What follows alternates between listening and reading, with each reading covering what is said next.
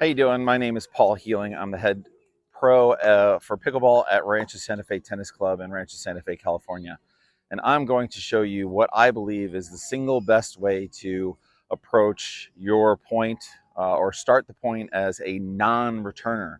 So if the server is directly behind you in the right-hand box and the server is going to go into this other right-hand box, I'm actually going to line myself up a little sideways so that I can take a peek at I can keep the eye on the server, and all my weight is actually going to be on my left foot as they're getting ready to serve. When the serve's coming in, I'm actually going to shift my weight to the right, and I'm going to see how far deep that serve is.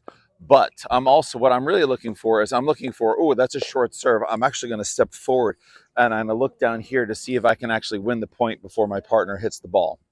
Right. And then I'm also going to notice that if the ball is hit way away from me, I'm going to take a big, huge, giant step and I'm going to take a look at that line. And finally, the last thing that I'm going to do is I'm going to look for that super deep serve, because if that's a deep serve, it's going to challenge my partner.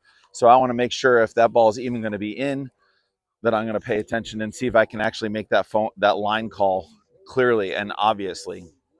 If I'm facing this way, I can't see any of those lines. So it really is to my benefit to actually be laterally facing into the court so that I can see both things.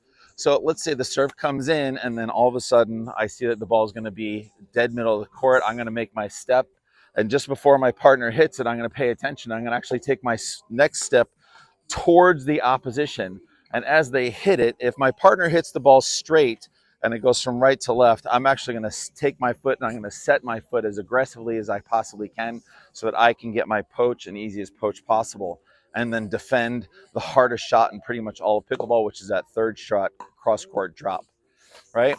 The next thing I'm going to do is if that serve comes in and my partner is getting ready to hit it and it comes cross court, it comes really close to me, I'm going to actually square myself up here so that I can defend anything that's going to be driven right at me, and then look for a poach that I can actually reach. So those are my definite do's when it comes to where you're standing.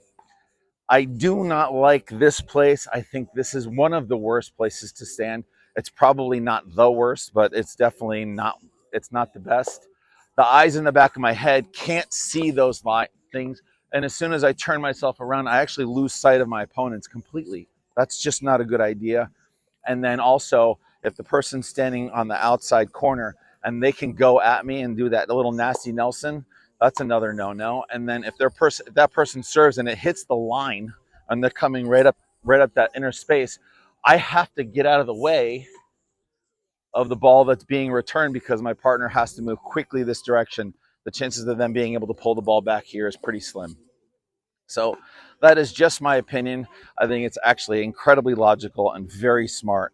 And the other side of this, last bonus to this, is that there's a lot of movement. So as soon as that ball goes over here, I'm going to be aggressive about being in position, and they're going to take their eye off the ball for just a second, and they're going to have a little nervous. They're going to try and make a better shot because I'm in a really good position to take that fourth.